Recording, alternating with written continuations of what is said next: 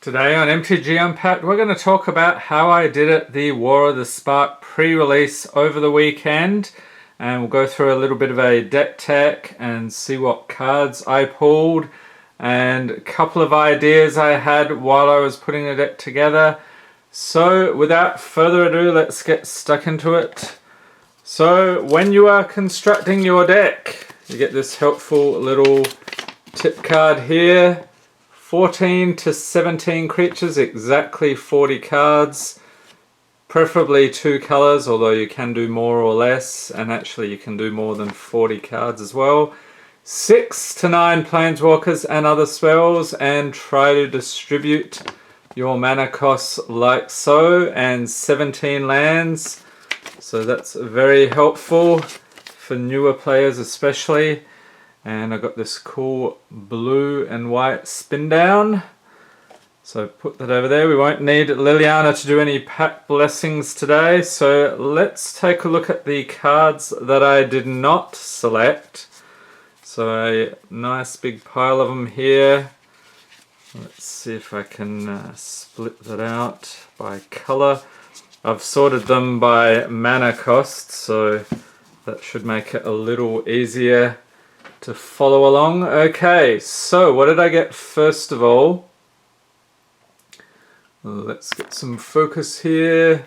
We have Nahiri's Stoneblades, Burning Prophet, Tybalt Rakish Instigator, foil. So this was my promo. I sort of groaned a little when I got this one. 5 loyalty for 3 mana. Your opponents can't gain life. And his -2 is create a 1/1 red devil creature token with, when this creature dies it deals 1 damage to any target. Who is a Tybalt fan out there? Leave a note in the comments. I don't think there'll be terribly many of you, but I could be mistaken. Next we have Honor the God Pharaoh, Blind Blast, Raging Crunch, Demolish, Turret Ogre, Chain Whip Cyclops, and another Planeswalker here. We've got Jaya, Venerated Fire Mage, Legendary Planeswalker Jaya, 5 loyalty for 5 mana. If another red source you control would deal damage to a permanent or player, it deals that much damage +1 to that permanent or player instead. And her -2 is dealing 2 damage to any target. I thought about this one, but I don't think it fit in. It didn't quite make the cut. Next we have Spark Harvest, Aid the Fallen, so I got 2 of those. Bleeding Edge, Charity Extractor, Bolus's Citadel, so this is a rare legendary artifact for 6. You may look at the top card of your library anytime. If you may play the top card of your library. If you cast a spell this way, pay life equal to its converted mana cost rather than pay its mana cost. And tap, sack 10 non-land permanents. Each opponent loses 10 life. I thought that one might have been a bit hard to pull off in pre-release. Next we have Tidebearer Giant, Charmed Stray. That was very tempting as well. Lorune Enforcer, Defiant Strike, Gideon's Sacrifice. Oh, poor Gideon. Poor Gideon. Divine Arrow, Battlefield Promotion, Topple the Statue, Rising Populace, Teo's Light Shield, Loxodon Sergeant, and Enforcer Griffin. Okay, so that takes us through to white. And then we continue with the rest of the cards here. We have a Silent Submersible. Yes, vehicles are back, people. Not sure what people think of that, but there it is. Actually, that one's a rare. Let's take a look. Whenever Silent Submersible deals combat damage to a player or planeswalker, draw a card. You can crew it for 2. It's a 2/3 for 2 mana. Alright, Lazotep Plating, Teferi's Time Twist, Callous Dismissal, Stealth Mission, Rescuer Sphinx, Tamio's Epiphany, Crush Descent, Ashiok Skulker, Kyora's Dam Breaker, And in green, and incidentally, I'll be popping up a code at some point for a free pre-release in MTG Arena. So if you made it this far, stay tuned towards the end. So Crunch Wrangler, I got 2 of these guys. Return to Nature, Snare Spinner, Arlen's Wolf, so 2 of those. New Horizons, so 2 of those. And we got another Planeswalker here. Jiang Yangu Wildcrafter, 3 loyalty for 3 mana. Each creature you control with a +1/+1 counter on it has tap, add 1 mana of any color. His -1 is put a +1/+1 counter on target creature. So I believe that was one of the guys from the Global Series decks. Bloom Hulk. And a foil promo, Awakening of Vitu Ghazi. This one was very, very tempting, but I didn't think there was enough that caught my eye in green. I probably could have splashed it in actually, but this is an instant for 5. Put 9 +1/+1 counters on target land you control. Becomes a legendary 0/0 elemental creature with haste named Vitu Ghazi. It's still a land, so that would be pretty crazy, but I did not go for it. I probably should have in hindsight, but leave a note in the comments what you would have done. You'll see in a while what I actually did with my deck. So moving right along, Storm the Citadel, Thundering Ceratok, Challenger Troll, Watley's Raptor, 10th District Legionnaire, Merfolk Skydiver, Storev Devkaran Lick, legendary creature, Zombie Elf Wizard, 5/4 for 4 mana. Has trample. Whenever it deals combat damage to a player or planeswalker, return to your hand target creature or planeswalker card in your graveyard that wasn't put there this combat. So that might have been useful actually in hindsight. And a mythic Niv Mizzet Reborn. I was drooling when I saw this, and then I'm like, 5 color, I don't know if that would work. So here's a 6/6 for 1 of each color with flying. When it enters battlefield, reveal the top 10 cards of your library. For each color pair, choose a card that's exactly those colors from among them. Put the chosen cards into your hand and the rest on the bottom of your library in a random order. Someone actually pulled him and had great success in the pre-release with their 5 color decks. So he went away. I think he had like 8 or 10 packs after the event. So maybe I probably should have done that. Next we have Kaya, Bane of the Dead, 7 loyalty for 6 mana. Your opponents and permanents your opponents control with hexproof can be the target of spells and abilities you control as though they didn't have hexproof. So that's a pretty nice ability there. -3 exile target creature. I wasn't in white, so that really didn't help me. And in the colors here we have Iron Bully and Khan, the great creator.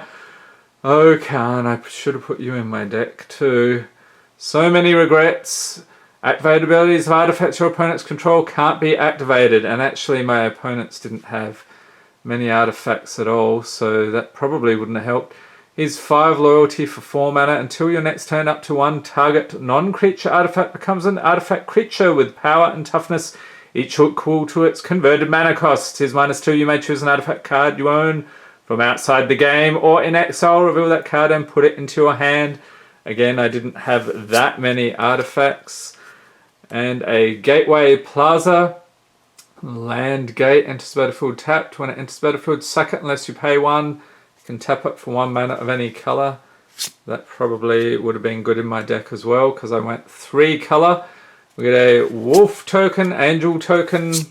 Whoa, spoiler. Wall token. Devil token, Servo token, and 2 zombie armies in different stages here. I thought that was pretty cool. I used these a couple of times with the new amass mechanic. Alright, so let's put that over here, and then we will go on to the deck proper. Okay, so let's dig through here. And actually, before I go through all that, I like to take a look at the lands, get those out of the way. They're not terribly exciting. So I had a Interplanar Beacon. It's a land. Whenever you cast a Planeswalker spell, you gain 1 life, and you can tap, add colorless mana there, or pay 1, tap, add 2 mana of different colors. Spend this mana only to cast Planeswalker spells. Alright, so then we move on to the rest of the lands. We got 1, 2, 3, 4 mountains, 1, 2, 3, 4, 5 swamps, 1, 2, 3, 4, 5, 6 islands. Okay, so I went 3 color heavy on the islands, and a funny story, they were actually running out of swamps at the LGS, so I donated a land pack. I guess a lot of people like to play black these days. Alright, so we have here a Grim Initiate. So he has first strike. When it dies, amass 1. So that's pretty cool. That's where you put a +1/+1 counter on an army you control. If you don't control one, create a 0/0 black zombie army creature token first. So he's a 1/1 for a single red, and amass is a fun mechanic. If you gave that a try over the weekend, leave a note in the comments. Next we have Tybolt's Rager, 1/2 for 2. When it dies, deals 1 damage to any target. Pay 1 and a red. Gets +2/+0 until end of turn. Just a low end creature there. Goblin Assault Team Creature Goblin Warrior, 4/1 for 4 mana. How could I not play the Gobos? With haste, when it dies, put a +1/+1 counter on target creature you control. Next in black, so that was all the red cards in my deck. Lazotep Reaver, creature zombie beast. When it enters the battlefield, amass 1, 1/2 for 2, just a low end creature I chucked in there.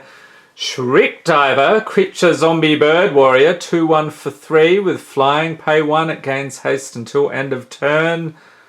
So this one was pretty good. I'm always a fan of the flyers. That's one of the things I like to build my decks around, sometimes to my detriment during pre-release, but actually it paid off because hardly any people had flyers. They were really all about the planeswalkers, so I was able to peck some people to death with my little bird here.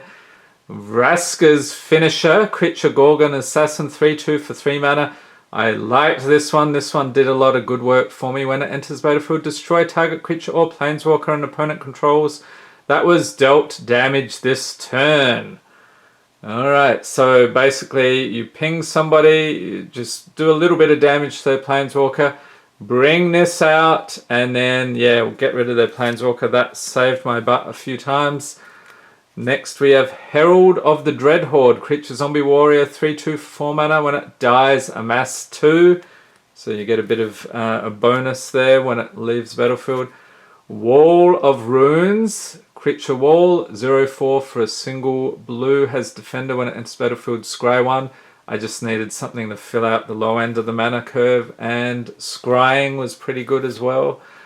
Sky Theatre Strix, creature bird, 1/2 for 2 with flying. Whenever you cast a non-creature spell, he gets +1/+0 until end of turn. I didn't really use that ability too many times, but it was nice to have another flyer in the deck. Sensing a theme here, Aven Eternal, 2/2 for 3. Creature zombie bird warrior with flying. When it enters battlefield, amass 1. I can't remember ever doing that with that card. I don't know if it came up at all.